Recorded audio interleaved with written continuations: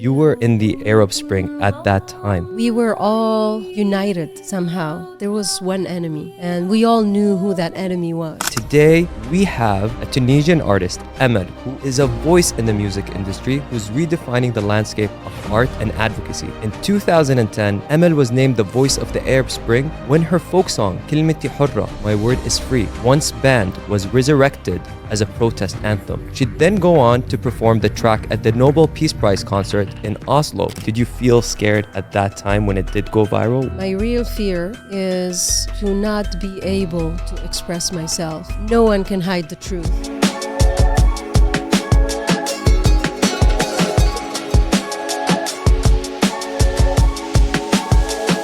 Welcome to Yalla, Let's Talk, EMEL. Hi. Can you tell us about that song? Because for people who are not aware, that song was first banned and then it became resurrected as this anthem for people in Tunis and for the Arab Spring back in 2010. So the song is born from a very low-key life moment and a very sweet collaboration between me and EMEL, who wrote the lyrics. And it was during our early days in Tunis, and we were at this amateur film festival, and he handed me this piece of paper. And I wasn't really confident in my abilities at the time to put into music somebody else's words, because to me it was just one package. When I started, a lot of the press, they were like, why do you want to write your own songs? Why don't you just work, with there's people for that, Mm-hmm. And I don't know, I need to speak from my heart, and I need to have words that are really genuine and that I feel like I need to be 100% honest. So I eventually sat down with the lyrics, and I was kind of scared. So it was like this very interesting moment where for a long time I had this song, and it was a time where I was making a lot of progressive music. So I would have 4 parts in a song. I would have parts that never come back, like some kind of a chorus, but it doesn't come back in the song. So I was mixing so many traditions at the same time, like long songs, like in the Arab music tradition, but also like the metal tradition where it keeps changing. So I had this song that was really beautiful and very melancholic, and then I had this new part that I really wanted to add, and then I was like, it's not working. So I decided to try that melody on the lyrics, and it just was, love at first sight. Love at first sight. I didn't even have to do so much alterations because it really worked, verse, chorus, verse, chorus, verse, chorus. So it was a very magical moment when that song came together and came to life. I don't know if that's what you were asking about. It 100% was. And what I understood from this is that it really did come through a process of trial and figuring things out and taking risks and blending different genres and different techniques, and something beautiful happened. And then, as you said, love at first sight. And then when you sang that song, there was a video that went viral. Can you walk us through the day when you saw the virality or when you realized you were going viral on the internet? Yeah, so I remember I sang, actually, one of my friends who's a lawyer and an activist, she just grabbed me. She's like, we need you to sing Kelmti Horra right here, right now, for us. Not, on stage, not in France, right here. So I sang, and the next day, I think I flew back to Paris, or a couple days later, and my sister called me, and she's like, oh my God, that video is going viral, and it's all over the place. And at first it was surprising for me because, it's not like a sing-along song, like Bella Ciao, for example. It's not easy to catch. It's not singable actually, because it goes down and up and like there's a big spectrum.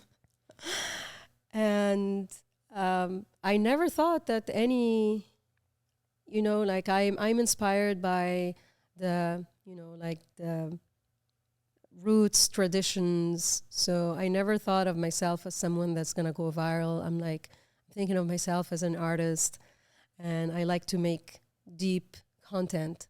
So that was actually a big pride moment, because that's when I realized, oh, so actually really songs really matter, and songs can really change the world. Because like all of a sudden it was such a like strong wave. And also in the Arab world, our history rhymes so much with oppression that we never had the chance to develop a tradition of protest songs. So there are a few artists spread, like very, very, very few, like you could name them, like, like growing up, I was listening to Sheikh Imam and Marcel Khalifa and a little bit Fayrouz, but that's not really like, she's not a protest singer. So it was very interesting, because all of a sudden that a song really represents such an important and historic movement. To me, like, it was the best image we could show the world. I love that. Well, thank you very much for putting it out there in the world, and for people now to use that as a way to echo their own voice as well. I wanted to ask you a little bit more about your fear, because someone who would release a song in the Arab Spring and it goes viral, I would think that maybe you were scared. And I wanted to ask you, did you feel scared at that time when it did go viral, when you were right there and then? No, not at all. Like, my real fear is to not be able to express myself, to not be able to be creative and be inspired, and just to stop dreaming, to stop exploring. Those are like my real fears, because I feel that my strongest weapon is my voice, is my ability to create something that not only helps me but can help others. Well, I would say a lot of people would say you're very courageous for not having that be something that you would be scared of, because I can imagine, especially back in 2010, with how political unrest is, and honestly, even now in 2025, we see it with the U.S. specifically, where freedom of speech is always sometimes altered and hindered. So I commend you first and foremost, and I think anyone who's listening should commend you for the fear of not being able to speak. That is what we should be scared about, not so much about what could be the repercussions. Now, my question, just to follow up on that, is that you were in the Arab Spring at that time. Can you tell us a little bit more what was life like in Tunis and why you decided to go to New York? So what was life like during dictatorship? Or Well, before the Arab Spring. Let's say, what was life like before the Arab Spring? Well, now I am a little bit nostalgic of that time, I have to admit, because we were all united somehow. Like, there was an effort to divide us, to make us enemies of each other. But despite that, I feel that there was one enemy, and we all knew who that enemy was. And no one can hide the truth. And I feel that we kind of lost, those powerful feelings that we had with each other.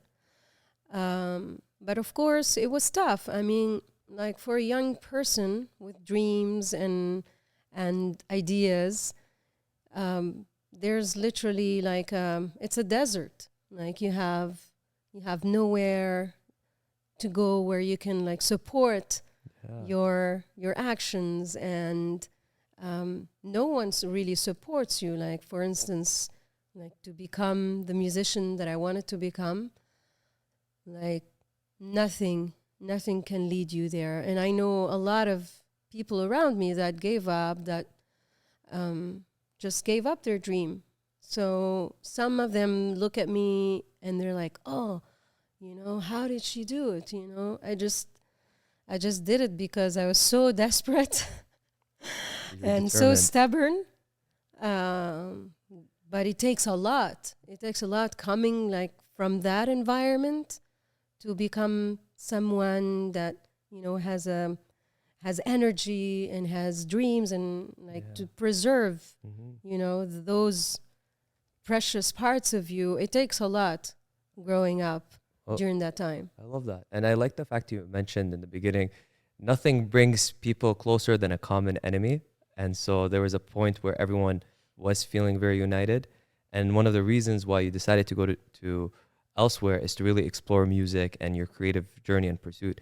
And what I find very interesting is you mentioned how you kept going and there was this ambition and drive.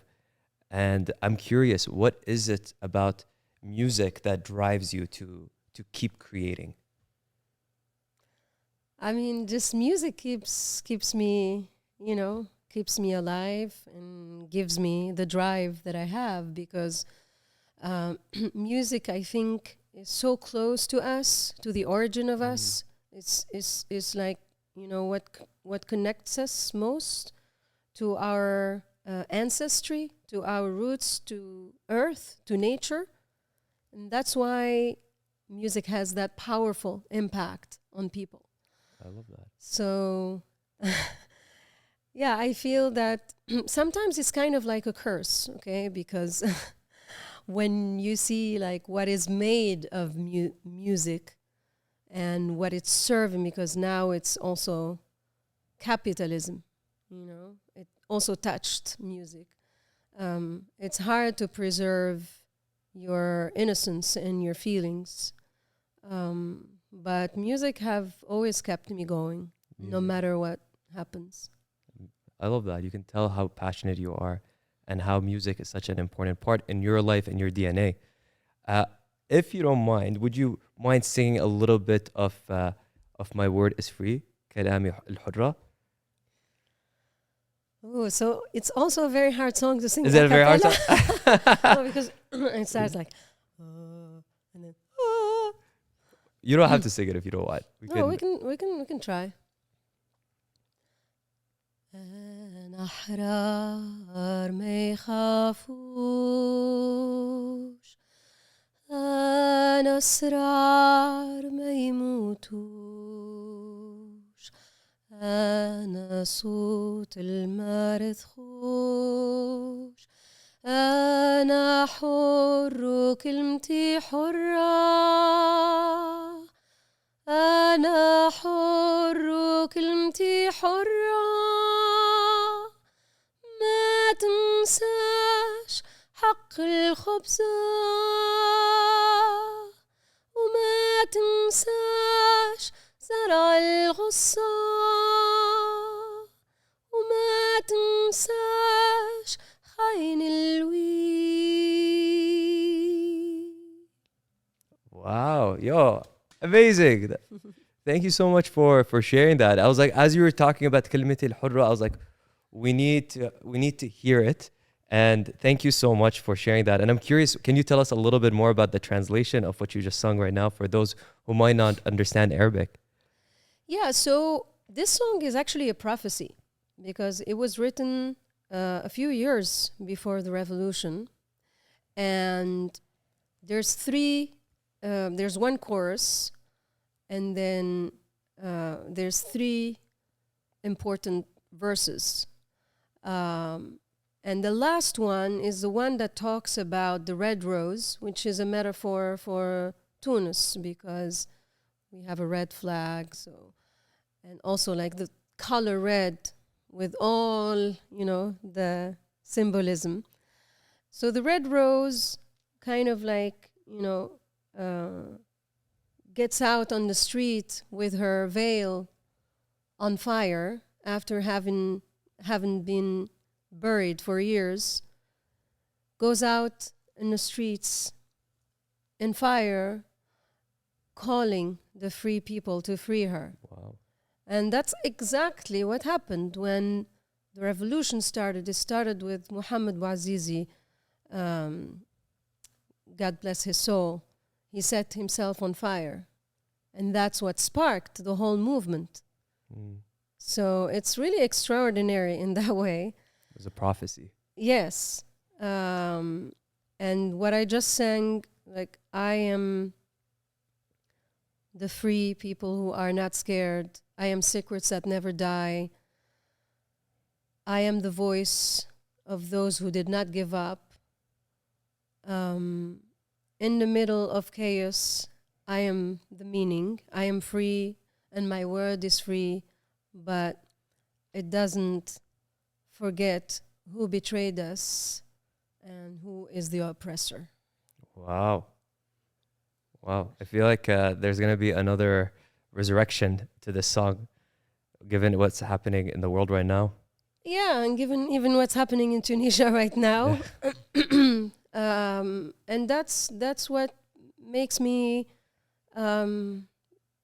feel good about myself, because what my aim was always I don't want to write songs to be consumed right now. Like, it's okay for them to be consumed right now, but I want them to be consumed over and over and over and over, 10 years from now, 100 years from now.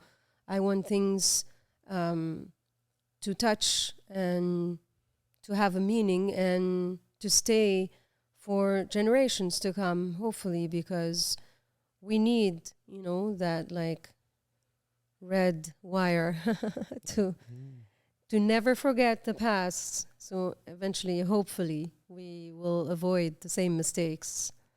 Wow, I love that. You want to create something for the meaning of it, and whether it's consumed now or in the future, your goal is for people to consume it at some point and feel this type of connection with our ancestors, with our future, and within our heritage. That's a very powerful thing to do, and I'm curious, why was that an important element for you to express to the world? Well, I guess I have to be grateful for my dad, for example, because my dad has his own history of activism and resistance. So probably like I wasn't just born out of like anybody. Yeah. I have that legacy in me. And the way he brought us up, I think I grew up with the idea that I had to stand up for what was right. So even like at school, oppression starts at school, right? Especially in our countries, like there's no such a thing as being your own person and encouraging who you are. So you have to just like sit quiet. And I wasn't necessarily somebody that wanted to show up, but my dad never accepted that we get shut down, or that when we had injustice in school, he always spoke up for us. So by doing that, he gave me the example that you should never give up, your rights. You have to stand up for yourself. And growing up with that probably made me the artist that I am. And also what I grew up listening to was classical music. Classical music is very revolutionary in its core. And then Sheikh Imam. And I think that even when I didn't necessarily have any political culture or any like social, just listening to Sheikh Imam, to his voice, to the power in his voice. And that's why I believe that music doesn't need translation. Because of course I could understand what he was saying, but at some point your spirit just floats and you're not necessarily like, thinking. Your feelings transport you, and they're not just any feelings. They're not just feelings of, oh, I'm enjoying this, I feel good. No, there are also feelings of I feel powerful. I can start a revolution right now, and that's what I had from just listening to Sheikh Imam in my room in Tunis. So I thought, this is what I want to do. If I can do this with my music to other people, then that's just great. I don't want anything else. I love that. I really respect that as well. It's because again, it's going from just not being a great singer, but being an artist and using your art to inspire and change the world.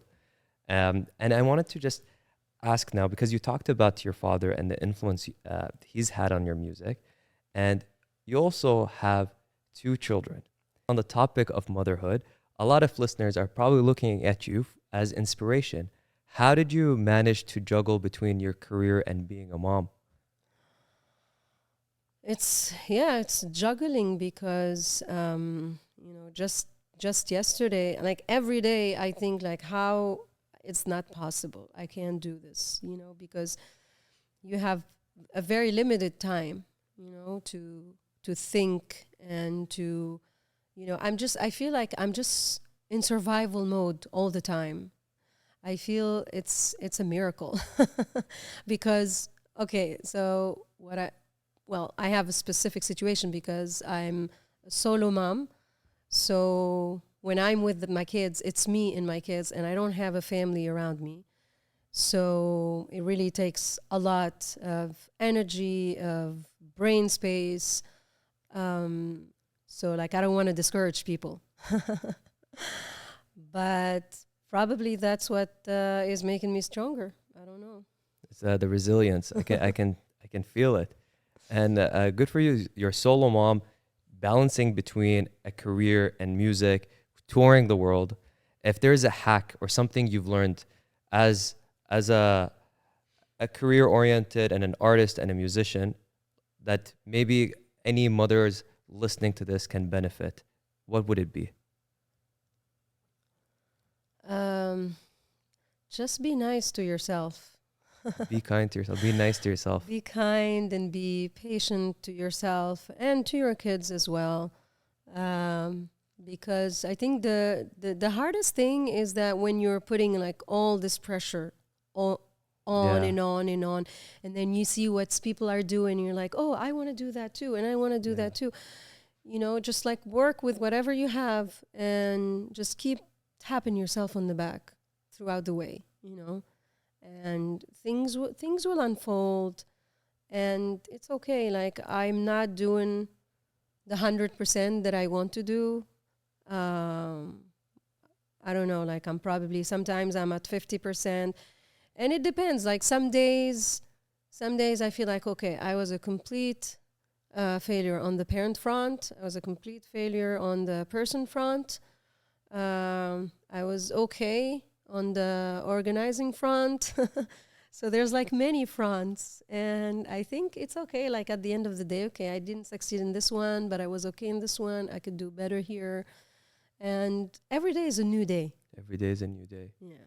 I think this is a very powerful message because especially like obviously I'm not a parent, but I can imagine for any parent who is listening that sometimes we want to do the best for our kids and we want to do the best for our loved ones, but we tend to be hard on ourselves. And your Always. message is just be kind, speak to yourself with self-compassion. And you mentioned also something that I find very interesting and it's very inspiring as well. You said when you're a solo mom and you don't have like a support system in New York, how were you able to cultivate the support system to elevate your career? Like, AKA, who watches your kids when you're touring?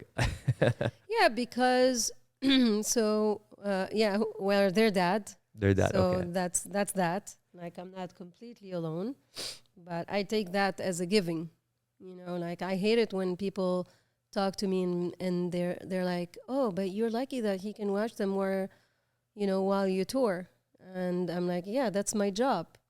Yeah. That's what I do. It's part of the deal. It was always part of the deal. So there's that. But so when I'm away, the thing is like when I'm back, I have to be with them like 100%. So for example, I came back from tour last Sunday And then I was leaving again today, which is a Friday. So Monday, Tuesday, Wednesday, Thursday, like it's 100% with the kids. And that's when it's hard, because during those days, there's also like events that I'm invited to, that it's important that I am present. Yeah. There's like a lot of things, you know, because also I'm an independent artist. So I'm also like wearing 6 different hats. And now with the whole like social media frenzy, like you're competing against other, for example, content creators that only do that, but you have to be this content creator because your content is very dependent on visibility. So I don't know, like I think that the support that's really beautiful is people that are following me, people that come to see me, and when I see their messages, when I see their testimonies to what I do and how they perceive what I'm doing, I think that's the best support in the world, and that really what gets me going. Also, like my kids support me. And your kids support you. Yeah, my daughter, one time I was like, oh, I have to leave again and I feel bad. What do you think? Do you think I should stop doing this? And she's like, no, how your fans are going to be so sad. Like, you cannot not go. You have to go to the show and, you know, be there for them. And I think that was like the moment where my brain was like.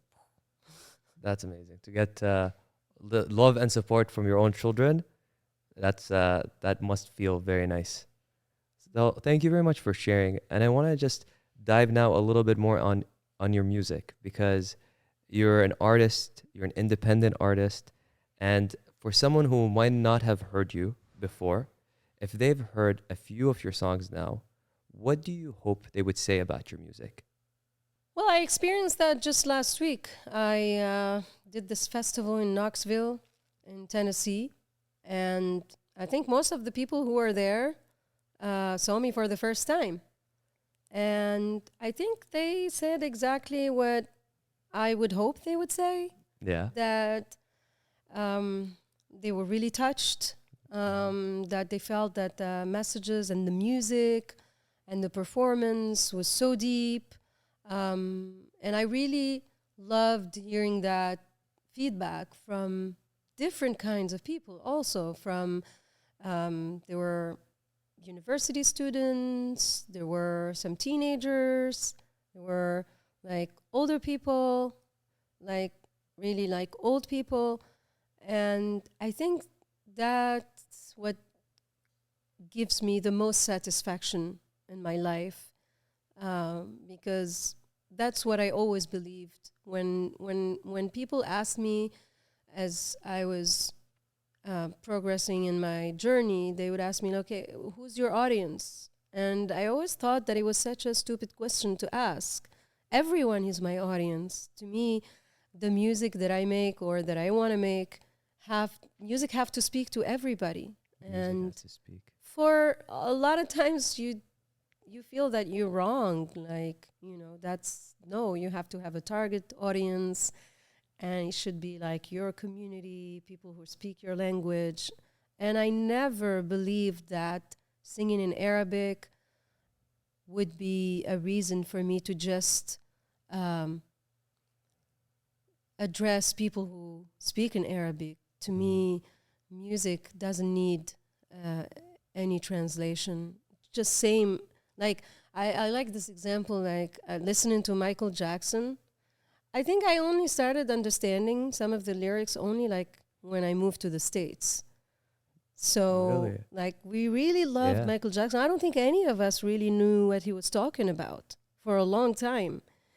And then I was listening to music from Macedonia, and then I was listening to music from India. And it doesn't matter. Like, music has to just touch you, just like art. Music is universal. Yeah. Like, when you see a painting or when you see a movie, to me, the first thing that has to happen when you are confronting a piece of art is it has to speak to your emotions. So seeing that happen in Tennessee, like, which is a place I never set foot at, just made me really comforted in, like, I'm not wrong. I'm not alone. You're not alone. I love that. I do agree. Music is universal, and whenever you feel it, that's an emotion people can feel, whatever language you're singing. Like there's Latin music is very mainstream, and I don't understand a single word, but it makes you feel like a little dancey. And then there's some music that makes you feel more emotional. So I think Yeah, that's a beautiful also, thing. I think, well, probably the thing that I'm bringing to the table or to the conversation is that I grew up with many different cultures. Like, I didn't just grow up in Tunisia, this like northern part of Africa. Like, I grew up with Arab culture, with African culture, with Maghreb culture, with Mediterranean culture, with Russian literature, with metal music. Wow. So I've always had like all the like this multiple layers around me. So in the music that I'm making, I'm also digesting like electronic music and rock music and Arabic music and I don't know, new wave music. So that's why I believe that it has to be universal, and it's just speaking to anybody who has the ability to just embrace different cultures. So thank you very much for sharing. I want to talk more about your latest album, Mara.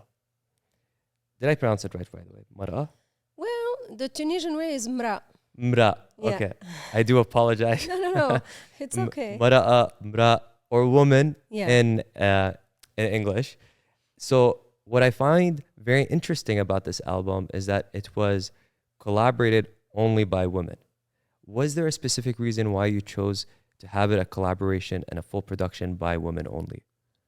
Yeah, it started with me having conversation with my label back then, and they wanted to pair me with this producer who's great, but to me, he had this like very exotic vision of Arabic music, Arabic electronic music, but there was a lot of exotism. And I think I fought my whole career against, exoticizing being Arab.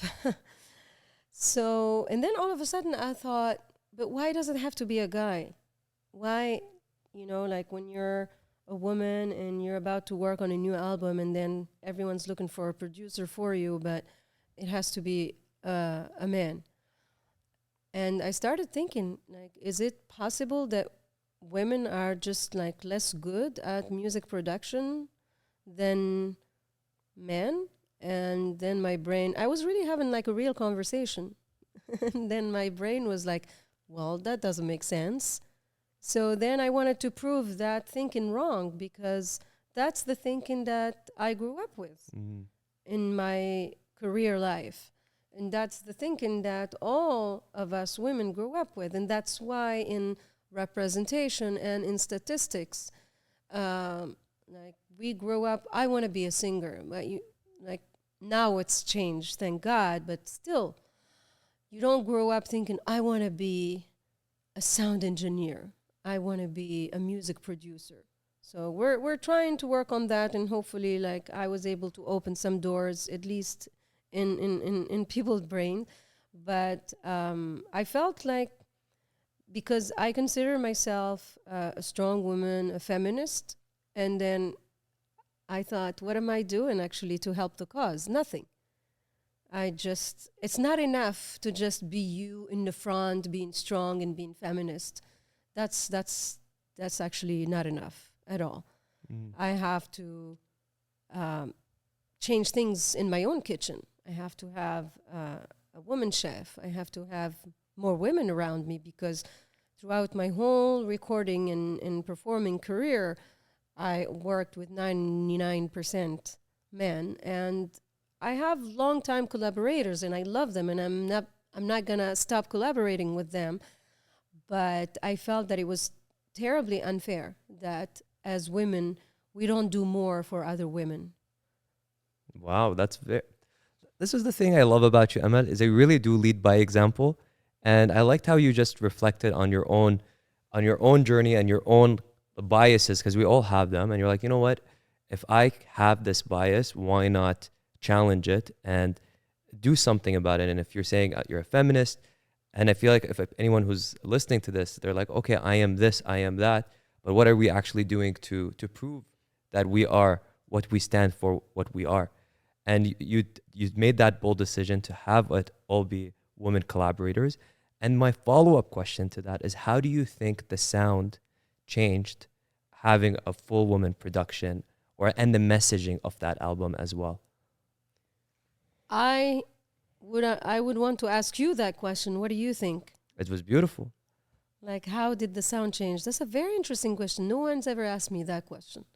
Well, I'm not an artist, so I can't tell you like this is like a nuanced perspective. Like, no, it is actually very important to point that what I can say from my experience working in the studio and hours and hours and hours of trying to to develop ideas and try to find a vision for this album, or like take my vision further.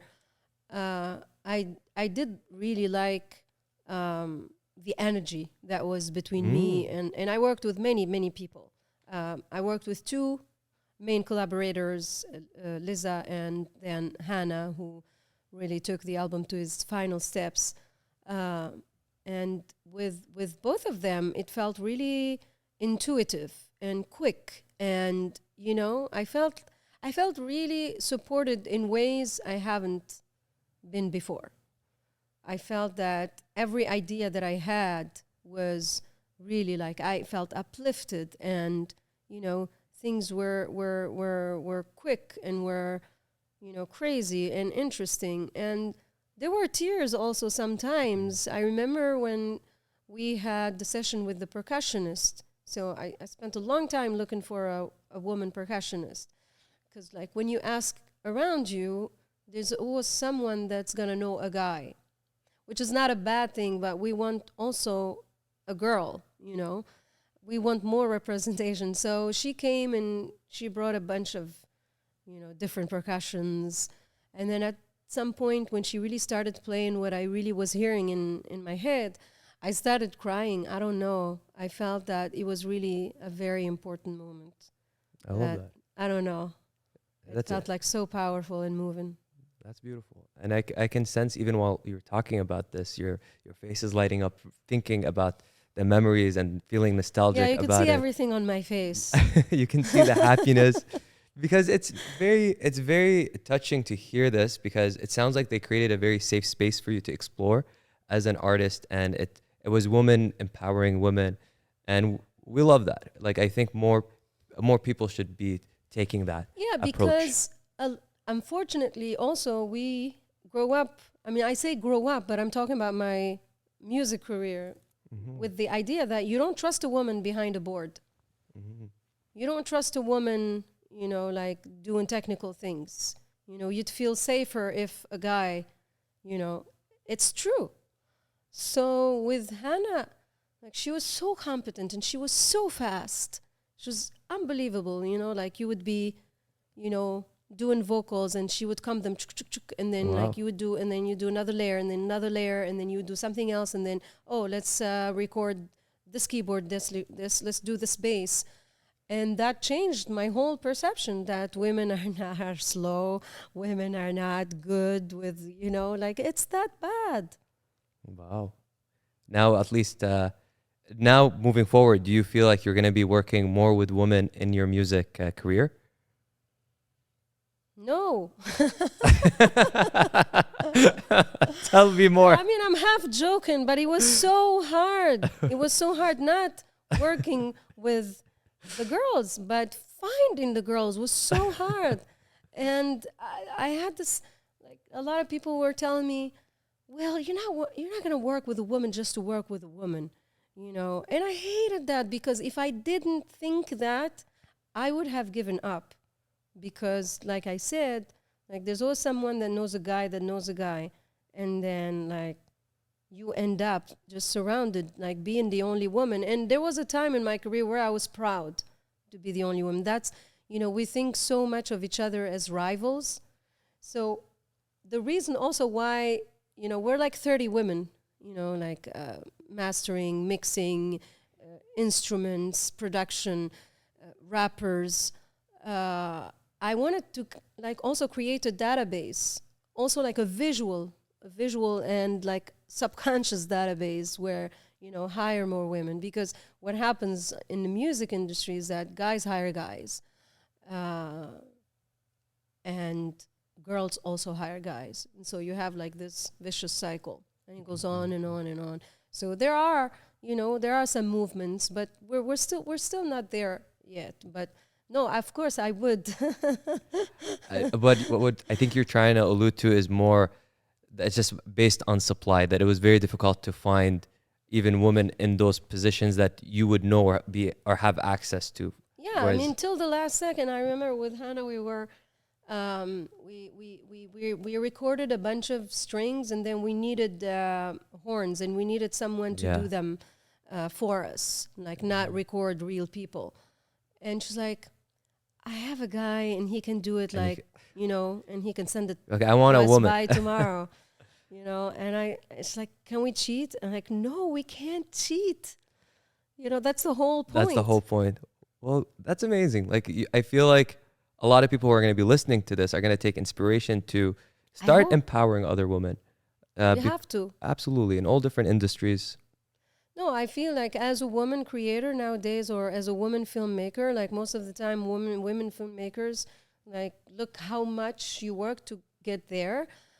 And then you just like hire men, and like, for example, for in the music, like the composers for scores, there's such a little space for women. So imagine like how like competitive, like it's competitive by nature, but like, you know what I mean? Yeah. So to me, like, when you're a woman filmmaker, you have to surround yourself with women, just like guys surround themselves with guys. And the objective here is not, it's inclusion. We're not excluding men. We want to also have many seats at the table. I love that. You're creating your own table, and you're putting seats at those tables as well to kind of equal the playing field. Thank you very much for sharing all of this. And I really respect the fact that you produced Mara. Is that how you pronounce it in Tunisia? Yeah. I'm learning a little bit Tunisian Arabic today. Or women in Arabic, so thank you very much. I want to talk to you now about HOLM. Is that how you pronounce it? Yes, HOLM. HOLM. This song went viral again very recently. And I wanted to ask you a little bit about the story behind that song. I wanted to write something about, seeing other people, that are just like you, but that are going through like a much tougher situations. When I'm talking about, for example, what's happening in Palestine, what's happening in Gaza, and I wanted to talk about those people. And it was my way to also try to be useful. And then I sang it during like a live session, those lives, Facebook Live, Instagram Live. Yeah. And then I cut it and I posted it on Twitter. And then the next day, it was like 150,000 views. So I was like, whoa, this is really crazy. So I decided to properly record it. And I was actually recording what ended up being the Tunis Diaries. I was recording 2 covers a day because I've been singing covers for a long time. And being in my childhood home, I wanted to reconnect with my metal past, with my folk past. So I thought, why not also record HOLM? And then I thought about, like, sometimes, like right now, it's very hard for me to think, okay, let me record a song and let me film it and let me post it. So that time felt like really normal. So I filmed it on the rooftop of my neighbors that I secretly Just You just went in and climbed. did your thing. Somehow a little dangerous, and I threw a chair. I put like my computer on the chair and my phone, and I was like, multitasking. And I had time. I did 2 takes Wow. because it was about sunset time, and we had a mosque, so the call for prayer was going to start.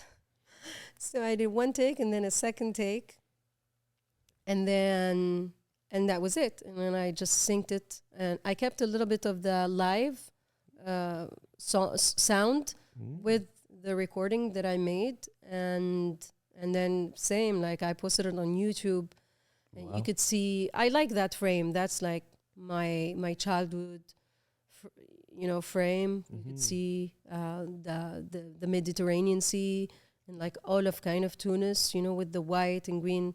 And I wanted to have like some kind of a melancholy on it. I love that. So I don't know. It felt like home for you. Yeah. And I love the fact that you did it in 2 takes. Like people spend like days, different takes, you're like 2 takes, and then boom, you put it out in the world, and the world loved it. Yeah, it's like the most viewed thing I've ever done. I love that. Before, I want to talk to you a little bit more about the lyrics of that song.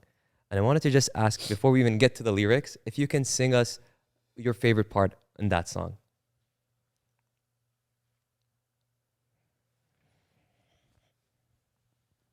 لو كنت غامض عيني تاخذني الأحلام من ايدي نعلى ونحلق في سما جديدة وننسى الوجايا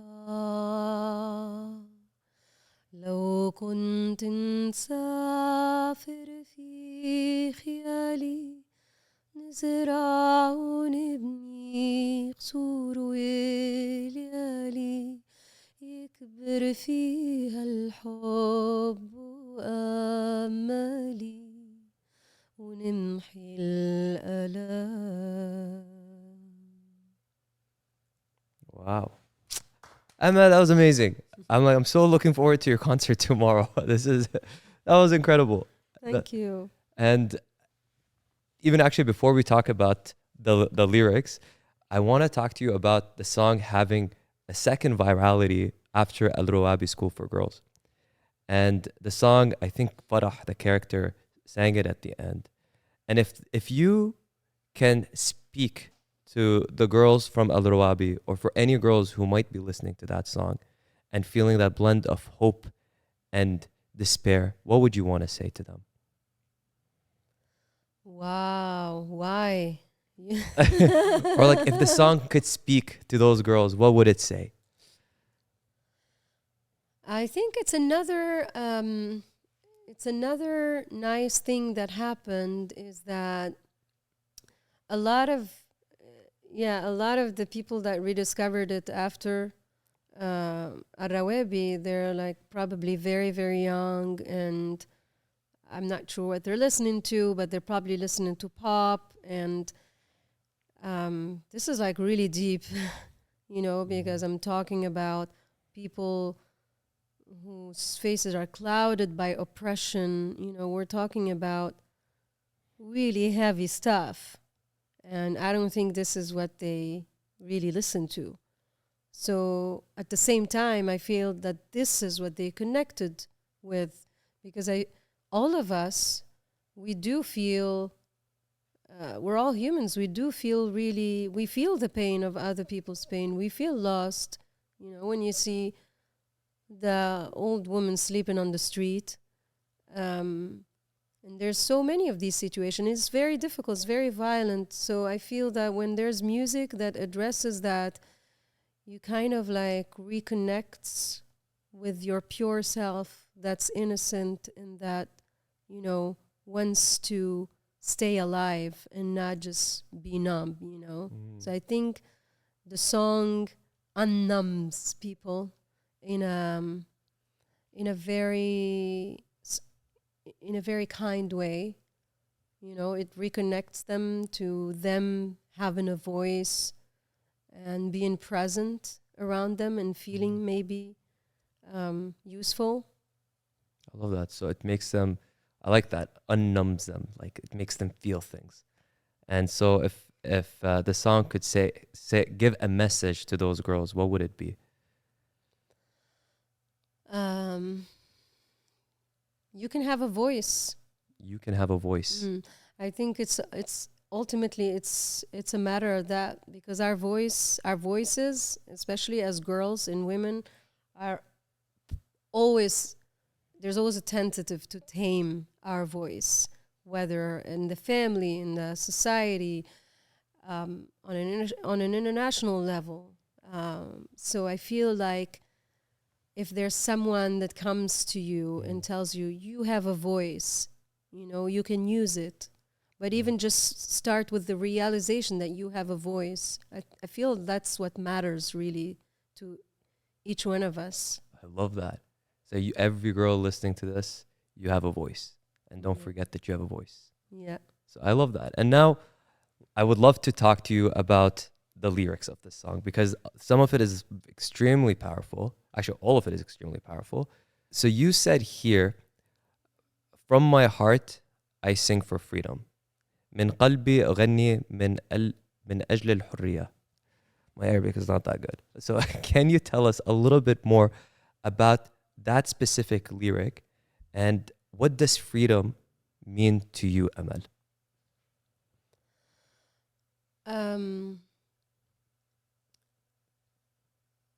Having a voice and being able to express it, that's where freedom starts. So I always had to fight, and probably all of us have always to fight. Like I had to fight to exist, to be my own person in school, in the family, in my country. And then when I moved to France, I had to keep fighting because people had a different idea of me that wasn't exactly me, or that wasn't 100% me. So I found myself in situations like at first I was fighting for to be able to express myself on a family level and then on a national level. And then here I am, I fought for freedom. We had a revolution and we were free. And then like all of a sudden there was this whole new country that was trying to perceive me through just one, portion. So all of a sudden I felt like I wasn't free to, be a rocker or, to play the music that I wanted to play.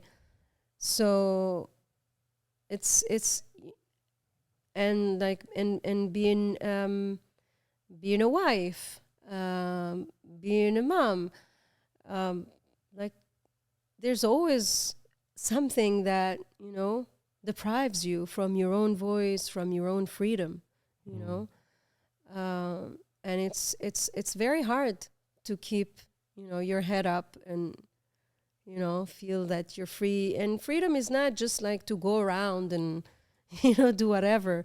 It's even like in the thinking, as like you're just sitting and like, am I free to think this, or to think that I want to do this, just like brainstorming and, being free to think of what you want for yourself. It sounds to me like freedom is a feeling.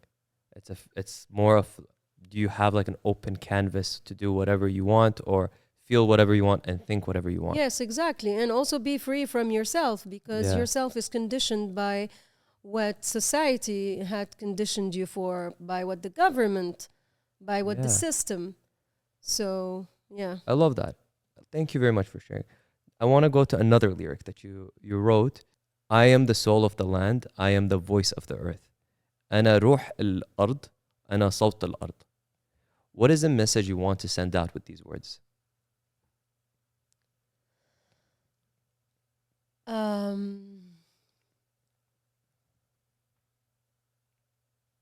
I think that in my artistic quest, which is also my life quest, is like this balance between, the future and wanting to do like brand new things, and at the same time stay grounded and stay true to yourself, and having like carrying this ancient, authentic self. So I've always nature has always had a very important influence on me, and almost each one of my album has been created in nature, in the middle of nowhere, surrounded by mountains, by rivers, I love that. by just like being at the heart of, and I think the poetry that inspires me the most and touches me the most has a lot of nature imagery. So nature is a very big theme in your music and in your art. Yes, it is. I love that. Thank you very much for sharing. I want to bring it back to the one that I also mentioned. I did find it was actually in the same page. It's I am the echo of the voices of my ancestors. أنا صدى أصوات أجدادي. Okay, I am the now voice of my understand. ancestors. Pardon? Now I understand Sade. Is it Sada? Yeah. My Arabic is very bad, No, so no, I do it's good. apologize. It's good. But if our ancestors could talk, what do you think they'd say to us? Shame on you.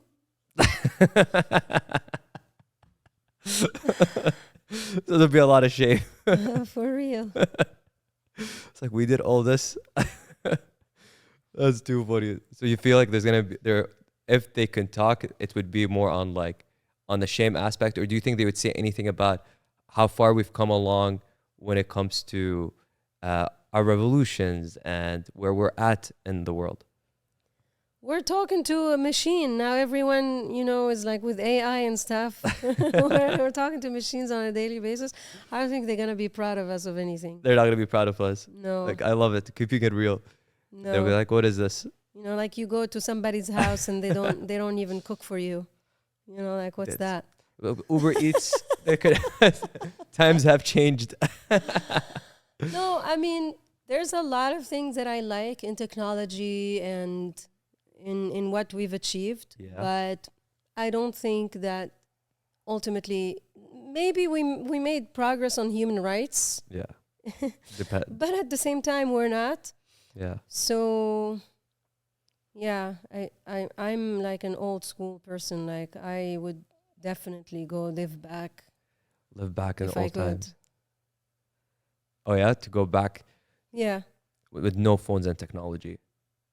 yeah. Like when you just like admire time, Yeah. going and really connect with others and really have time to write poetry. I love that. I love that. That's actually that is a vibe. I think now we have so much technology that people are starting to want to go back and disconnect. Like especially after COVID, we were all stuck on our phones and inside. Now you see people wanting to go out, explore the world, be with other people. So thank you very much for sharing that, Emel. Emel, for the last part, and this is going to be a quick, rapid question.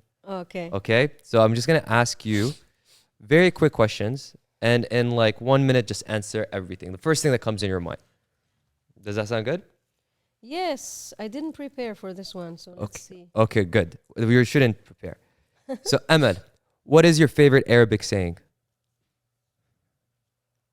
See, I should have prepared for that one. حل السرة تلقى خيط. What does that mean? I think I think it describes really well. It means like when you open the yarn, you find the wire, which describes like not stupid, but like a meaningless situation. It's a meaningless situation. Yeah. Okay. I feel like this is beautifully just translates, all these shallow, that we have around. Yeah. Like it's just meaningless. Like it doesn't matter kind of thing. Yeah. Okay, cool. I can see that being very empowering. Okay, next question. What's been the craziest thing that happened to you while performing? Oh, my skirt almost fell. Oh no. Yeah. How did you like recover? Oh, actually, another thing happened. And these are all like the last few shows. I got tangled in my own skirt. You got tangled? Who helped you in like, or you just I you had had to to figure it out? pretend and untangle little by little. That's Oh so yeah, like I was wearing when I started this whole run, like end of February. yeah. I was wearing this beautiful black skirt, and what I forgot is that the last time I had it on, we had to cut it open because it wouldn't open. Because it wouldn't open. Yeah. So then I was like, oh my God, I don't have a zipper. But I had a belt, so I belted it. Oh, you I just thought it's gonna be fine. But yeah. I forgot that I'm just like not a static person. And then eventually I started feeling something weird, and then I started feeling it like slip. So I had to just like hold my hand, and eventually I realized, okay, I can't do this. I really have to step out because I very rarely step out of the stage. Yeah. So that time I really had to. And But what a change. professional, singing while holding like a dress down. So Yeah, and it was a big dress, so I really had to like put a lot of effort. you were fighting for your life at that moment. I was fighting for my life and for my nails For your because like nails. at first I was trying to adjust it, but then like my nails are just like stick-ons. So Oh. like I was like, I'm not gonna lose my nails too, so I just do this. I hope anyone who was at that concert can now appreciate it a little bit more because you really put that effort. Okay, next question. What's something you wish you can experience for the first time again? I love this one. Okay, what is it? That Love. love. Ah, Yeah, because once very you're in romantic. love, and then it's not like you can't fall in love again with the same person like the first time. Like the first time. Yeah. It's like that new love where you're just excited and addicted. Yeah. Kinda And thing. and also the first ever time on stage. And the first time on stage. Yeah. I mean a lot of them like feel like the first time because you're always changing sceneries and stages, but that first time when like your heart is gonna explode and you're also like very excited from fear and excitement at the same time mixed. I love that. Your fear and excitement. That's the adrenaline It's very kicking in. similar to love. Like the first time you feel like love for a Yeah. person that you don't know.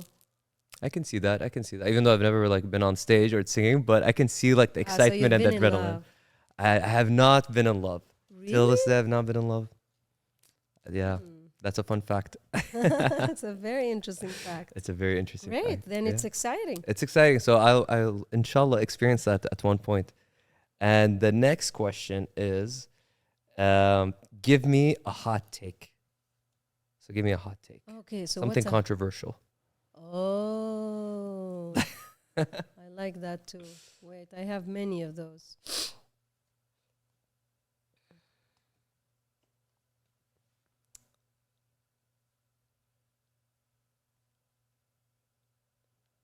Um,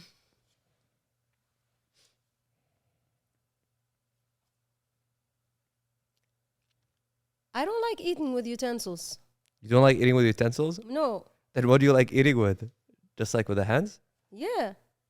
I like And I hate that like you have to pretend when you're in a, you know, like in a social thing or you know, like this morning at the airport I just like my salad had too much seasoning. Yeah. So I just squeezed it with my own hands cuz there was no other way. And then I was like I had all over my hands and it was like just a huge mess and I was at this very fancy restaurant. And I kept thinking, like, oh my God, this is very embarrassing. And then I thought, no, it's not. It's people. That's how we were. nature. That's how we were. Our ancestors, they Yeah. ate with their hands. But I am curious, like, is it like we should eat everything with our hands? Because I can see like pizza, we eat with our hands. But like sushi, I guess maybe you can eat sushi with your hands. Yeah. Put a little bit of soy sauce. What can't you eat with your hands? Like a steak, you can't eat that with your hands. Like At the contrary. you can eat steak with your hands. Yeah, you should. You should just grab it. I actually have I have a friend who actually reminded me of this because she thinks that you can't eat salad with a utensil. So how do you eat salad actually if it's not with you just eat a take a like Exactly. one by one? yeah. Oh, okay. It makes much more sense. Okay, I'm gonna try that next time. You guys, whoever's listening, try eating with without utensils, and let us know in the comments what you think. Okay, last question I have for you: if you could trade lives with anyone for a day, celebrity or not, who would it be and why? Okay, that's an interesting one.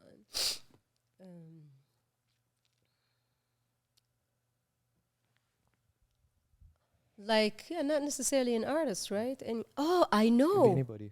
I know. Who? I want to trade lives with a farmer in the region of Tabarqa in Tunisia. Because I visited last summer, we were like driving around, and we stopped in this very rural where you could see a house and a big field, and you could hear like the rooster, and like for a minute I thought like I wish this would be my life. Like I would wake up with the sunrise and just go make some food, work in the fields, and then go back home, feel satisfied, feel content, and then, sit with the family or not, and then go to sleep when you're tired. Oh, that's the dream.